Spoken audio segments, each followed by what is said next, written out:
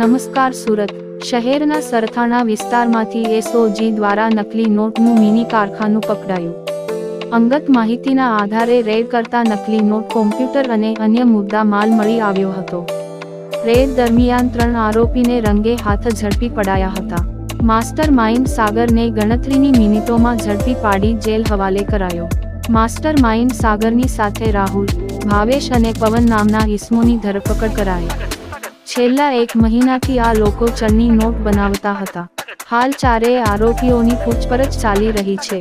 માર્કેટમાં કેટલી નોટો આ લોકોએ વટાવી છે તે દિશામાં પણ તપાસ હાથ ધરાશે. પકડાયેલા 4 આરોપીઓમાંથી એક મહારાષ્ટ્ર, એક એમપી અને અન્ય 2 અમરેલી જિલ્લાના વતની છે. ગઈકાલે એસઓજીને એક બાતમી મળી હતી કે સરથાણા વિસ્તારની અંદર યોગી ચોકમાં એપલ સ્ક્વેર નામની બિલ્ડિંગ છે, ત્યાં 402 નંબરની ઓફિસ છે. એની અંદર એમ કે હોજિયરીના ધંધાની આડમાં એક નકલી નોટ છાપવાનું કામ ચાલી રહ્યું છે. તો એસઓજીએ ત્યાં રેડ કરતાં ત્યાં 3 આરોપીઓ સાથે ટોટલ 1,20,200ની 100 રૂપિયાના દરની 1202 નકલી નોટ મળી આવેલ છે. તે ઉપરાંત ત્યાંથી એ નોટની અંદર વપરાતી શાહી, પછી સ્કેલ્સ, રફ કાગળો, પ્રિન્ટર તથા પેનડ્રાઈવ આવો વિવિધ મુદ્દામાલ જપ્ત કરી અને કાયદેસરની કાર્યવાહી કરવામાં આવેલ છે. આ ઇસમોમાં એક સાગર કરીને જે છે તે અગાઉ સિંગાપોર પણ હોટલ મેનેજમેન્ટને લગતો કોર્સ કરીને આવેલો છે અને આનો માસ્ટર માઇન્ડ એ જ છે. અને એનો ભાઈ ભાવેશ સાગર રાઠોડ અને ભાવેશ રાઠોડ આ બંને આ નકલી નોટો બનાવવાનું કામ કરતા હતા.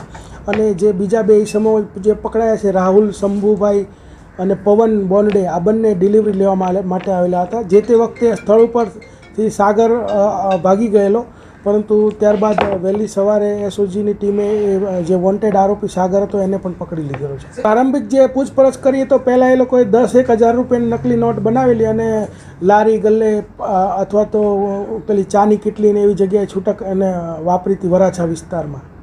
100 રૂપિયાની નોટ છાપવા પાછળનું કારણ એ કે 100 રૂપિયાની અંદર નોટમાં કોઈને શંકા નહીં જાય કે આ નકલી હશે. 500 રૂપિયાની નોટ હોય તો કોઈને શંકા જતી હોય છે અને ઘણી વખત અગાઉ 500 રૂપિયાની નોટો પકડાયેલી પણ છે.